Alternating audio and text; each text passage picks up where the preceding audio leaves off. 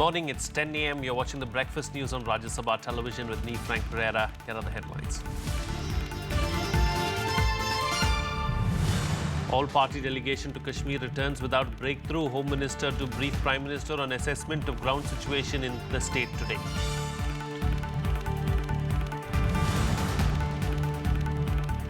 Rahul Gandhi to begin 2,500-kilometer Kisan Yatra from Deoria in Uttar Pradesh today. Nearly 1 month Yatra till Delhi will see Congress Vice President interact with farmers in a door-to-door campaign.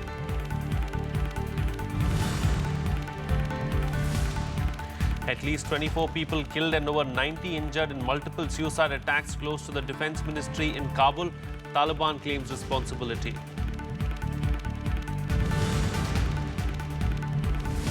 Wave of attacks in mostly government-controlled areas in Syria leaves at least 48 dead.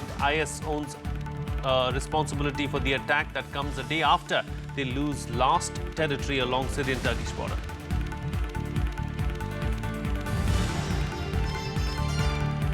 And Serena Williams sets new Grand Slam record of 308 victories with a win to reach the US Open quarterfinals in the men's draw. Stan Wawrinka and Kei Nishikori advance.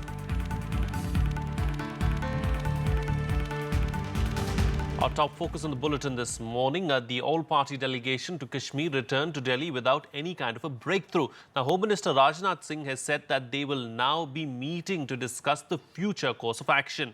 The Home Minister will brief Prime Minister Narendra Modi on the assessment of the ground situation by the delegation. Singh had lashed out at the Hurriyat for refusing an opportunity for talks. The separatists justified their stand, saying that they were not officially invited.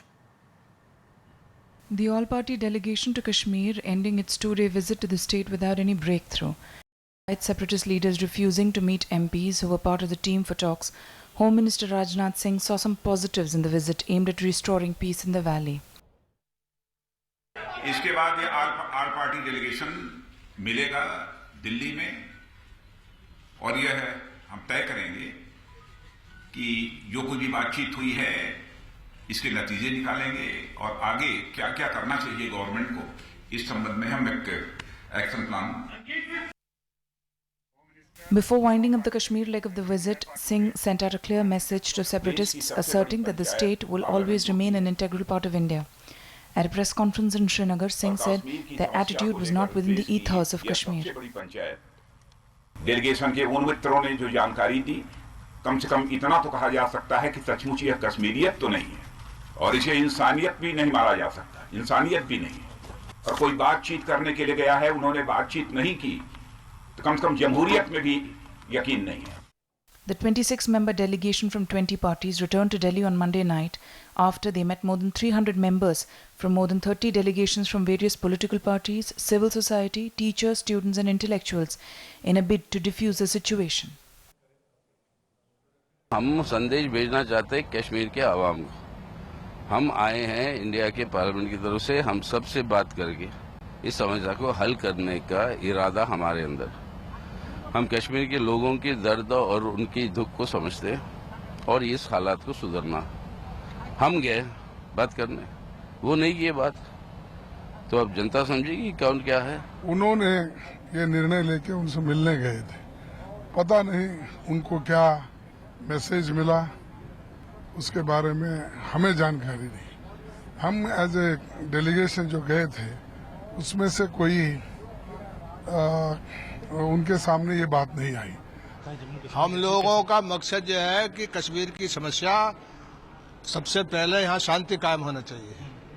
इसलिए PDP और BJP का जो alliance है उसमें agenda for governance है, उसमें साफ लिखा हुआ कि we will talk to all stakeholders in good Hurriyat.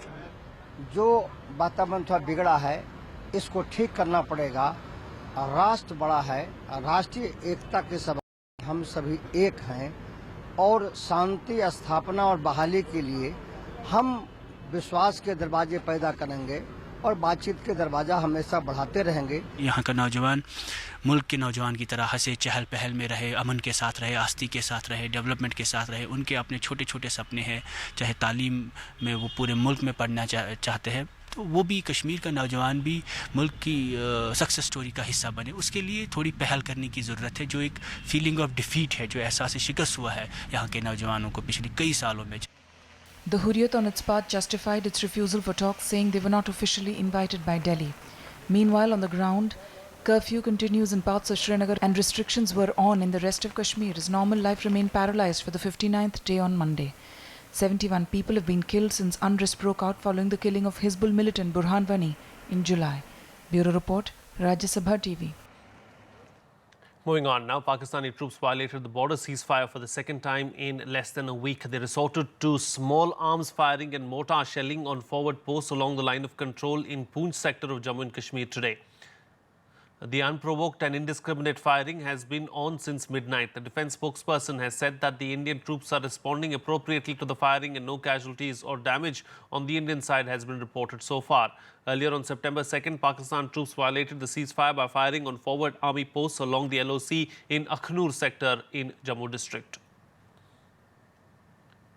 Well, the two-day G20 Summit concluded on Monday with leaders adopting a communique. In a sharp reaction, Prime Minister Narendra Modi criticized Pakistan. He said a single nation in South Asia was spreading agents of terror. He also called out for zero tolerance on corruption and black money. Here's more. The two-day G20 Summit ended on Monday after reaching consensus on a wide range of issues. The summit adopted a communique clarifying the development direction, targets and measures of the G20 cooperation. It also reached a consensus on facilitating the world economic growth through long-term, innovative and inclusive measures. 会上，各成员、嘉宾国领导人和国际组织负责人围绕构建创新、活力、联动、包容的世界经济的峰会。 Along with economic growth, global security was also discussed at the summit. The US and Russia discussed the situation in Syria on the sidelines and hoped for a solution soon. We have had some productive conversations about what a real cessation of hostilities would look like that would allow us both, the United States and Russia, to focus our attention on common enemies like ISIL and Nusra. Prime Minister Narendra Modi also raised the security issue at the summit. In a sharp attack on Pakistan, he said a single nation in South Asia was spreading agents of terror and asserted that those who sponsor the menace must be sanctioned and isolated. In his address, Modi also focused on black money while calling for zero loopholes in administrative, policy and treaty areas in the fight against corruption. On the sidelines of the summit, Modi held talks with Britain's new Prime Minister Theresa May, French President François Hollande and Turkish President Recep Tayyip Erdogan. India has said it will not be able to ratify the Paris Agreement in 2016, 2 days after the world's two biggest economies, the United States and China, formally joined the pact to curb climate warming emissions. We felt that we were not quite ready yet in terms of the domestic actions that are required for us to ratify, or at least to commit to ratify within 2016. So while we plan to do it as soon as possible, we were not yet ready to commit. The leaders also discussed prominent issues affecting the world economy, issues like climate change, refugees, anti-terrorism financing and global public health. The next summit will be held in Hamburg, Germany in 2017. Bureau Report, Rajya Sabha TV. Well, Congress Vice President Rahul Gandhi will embark on a Mahayatra from Deoria in Uttar Pradesh to Delhi, traversing as many as 233 assembly constituencies to reach out to people ahead of polls slated early next year. Congress Vice President will begin his nearly 2,500-kilometer long yatra from Panchaldi Kritpura village of Rudrapura Assembly constituency of Deoria district and move across 39 districts, 55 Lok Sabha constituencies and 223 assembly constituencies in the nearly month-long exercise. On the first day, he will travel a distance of 123 kilometers and cover Deoria, Gorakhpur and Kushinagar districts. Rahul Gandhi will launch a door-to-door campaign with Kisan Mang Patras and he will also lead the Congress party's roadshow and attend 2 Khat Sabhas.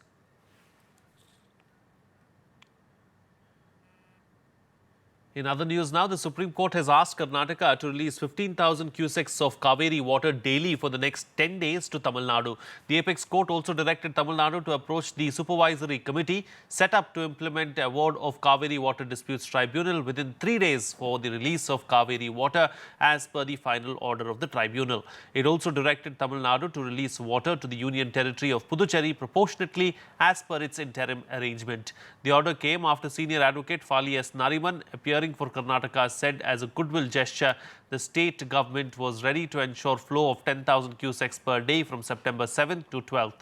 However, Tamil Nadu sought to release of 20,000 cusecs of water per day in the interest of the farmers. During the hearing, Tamil Nadu contended that Karnataka has not been complying with the tribunal's directions in the final order.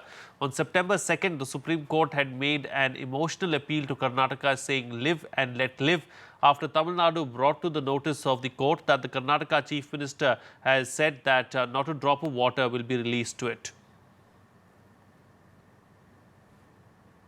Please write, you have called the meeting of the opposition and we will discuss it in detail after getting the copy of the orders, and whatever the decision emerges, we'll go by it. This is for a farmers, the life of a farmers.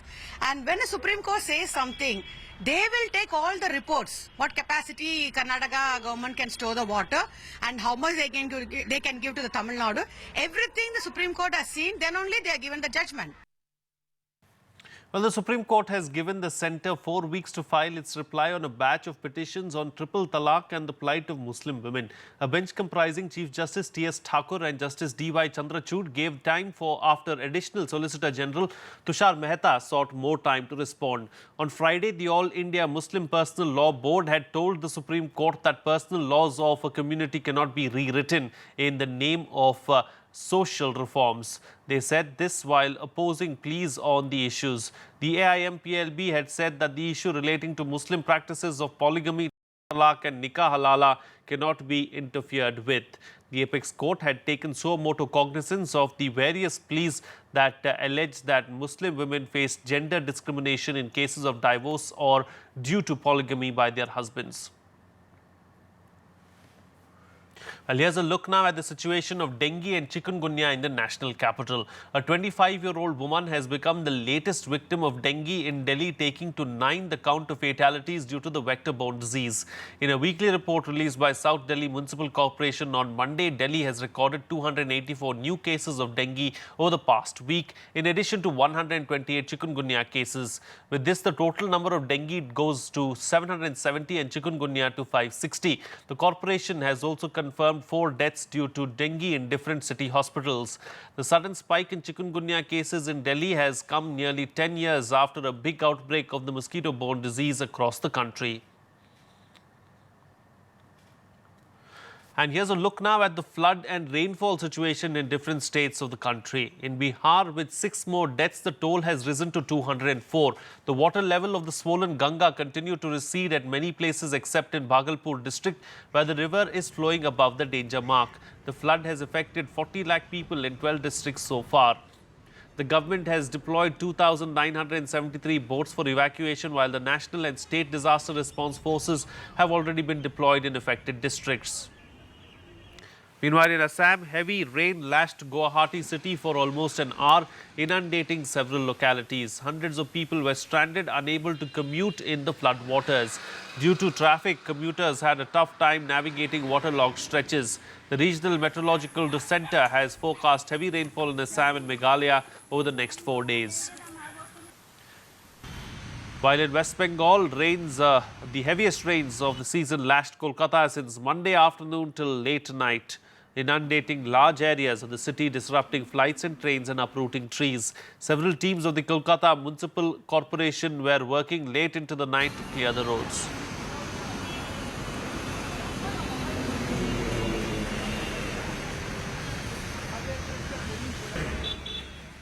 Well, it's time for a short break now, but we'll be right back. Stay tuned.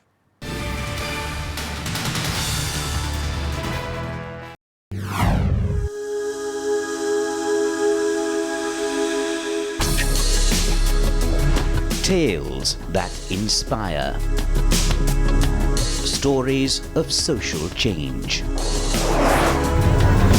A salute to diversity. Promoting public discourse. Events that motivate. Inspiring the innovative spirit. Watch Rajya Sabha television documentaries.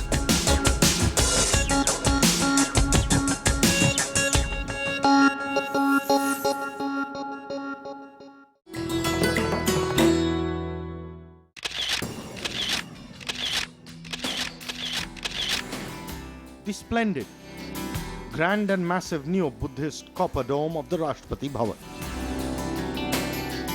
It gets its influence from stupa at Sanchi. The dome is more than twice the height of the rest of the building. The reinforced concrete shell of the outer dome began to be formed during the beginning of 1929. The last stone of the dome was laid on April 6, 1929.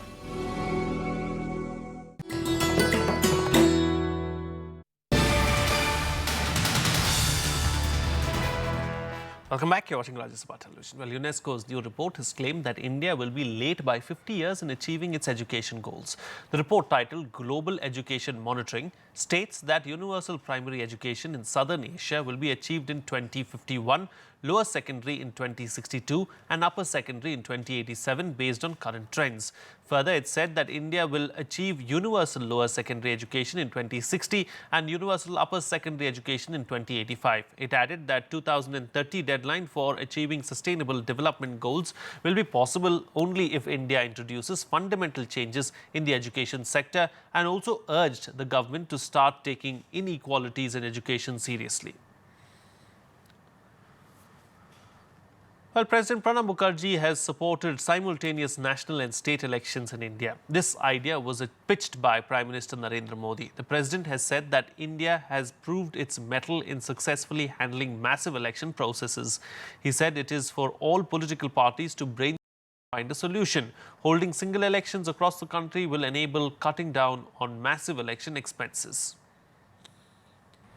Political party executives, legislatives, and overall political spectrum, all participants of political spectrum are to think that how to address this problem and we can avoid this frequent election and ensure administrative and political stability. And keeping up the tradition he started last year, President Pranab Mukherjee turned teacher on the occasion of Teachers' Day this time too. He took an hour-long class at a school inside the Rashtrapati Bhavan compound in which he emphasized the need to encourage technical education. He also asked students to be more tolerant and develop a more pluralistic outlook. As he arrives here in the classroom. Around 80 students of class 11th and 12th attended a special lecture at Delhi's Dr. Rajendra Prasad Sarvodaya Vidyalaya on Monday.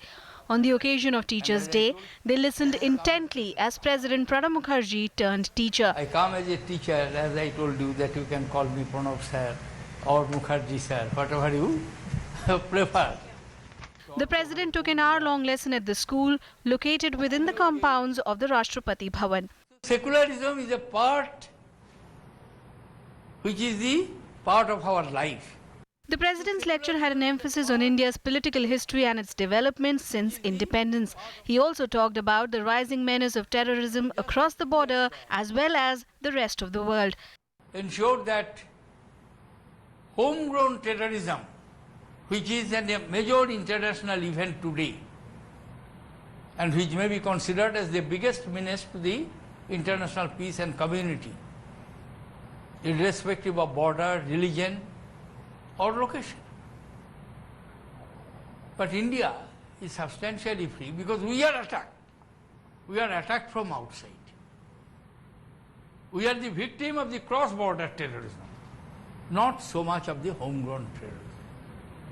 Because the Catholicity of our mind, belief and faith in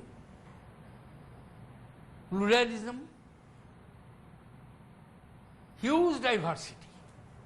President Mukherjee is an experienced hand when it comes to teaching, as he taught in a college before venturing into politics in 1969. He took a lesson in political history last year too.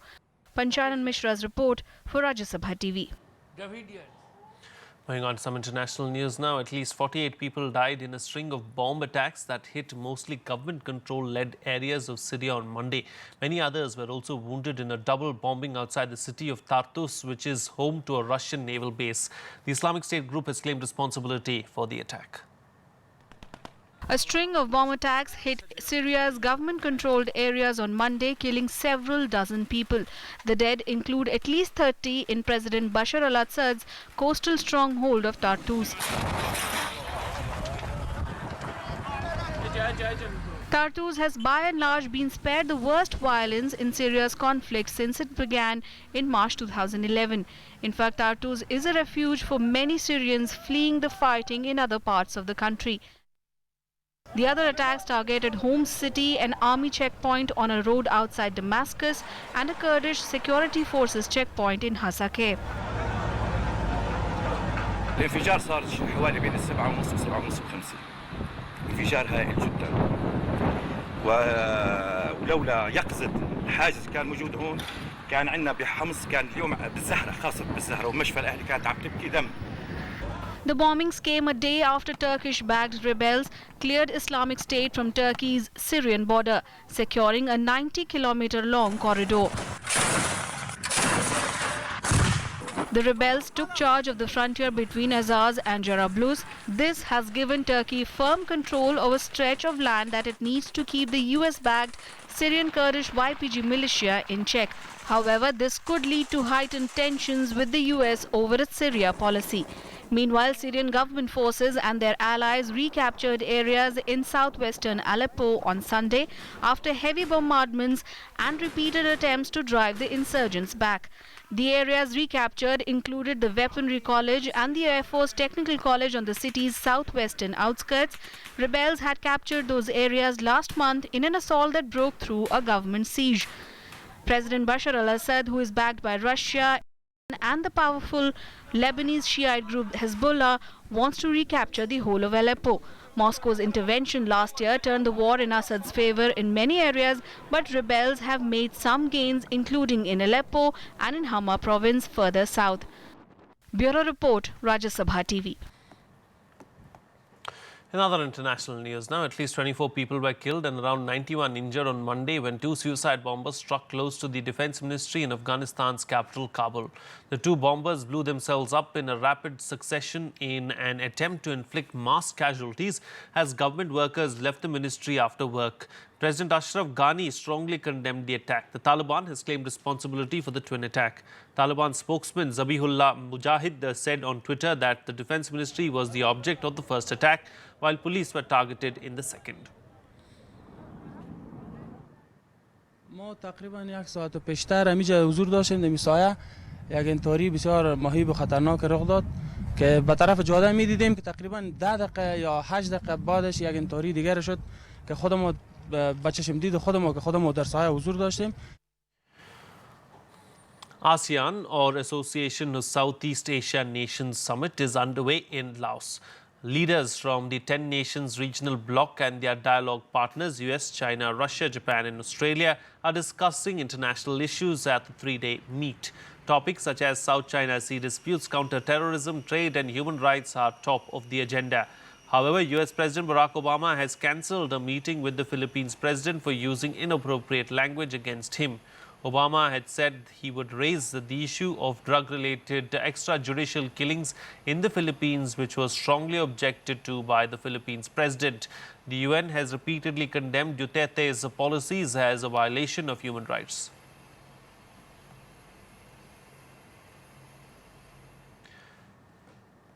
And finally, some sports news now. All the action from the US Open. World number 1 Serena Williams set a new Grand Slam record of 308 victories with a win over Yaroslava Shvedova of Kazakhstan at the US Open. Serena won 6-2, 6-3 to pass Roger Federer in the all-time list of matches won at the tennis majors. Sister Venus Williams, however, lost to Czech 10th seed Karolina Pliskova to exit the tournament. Romanian 5th seed Simona Halep beats Carla Suarez Navarro 6-2, 7-5 to set up a meeting with the top seed Serena Williams. In the 8th career match win at a major event. That's the most in the well, in the men's draw, both Swiss third seed Stan Wawrinka and Argentina's Juan Martín del Potro progressed. Wawrinka beat Ukraine's Ilya Marchenko 6-4, 6-1, 6-7, 6-3 to set up a quarterfinal against 2009 champion Martín del Potro. Del Potro was leading Dominic Thiem 6-3, 3-2 when the latter retired with a knee injury. In another match, Japanese 6th seed Kei Nishikori beat Croatia's Ivo Karlovic 6-3, 6-4, 7-6 and will next face the winner of the match between Britain's Andy Murray and Grigor Dimitrov of Bulgaria. Nishikori able to outlast Ivo Karlovic to move through to the quarterfinals once again. Second time in 3 years. That's it on this edition of the Breakfast News. Have a good day.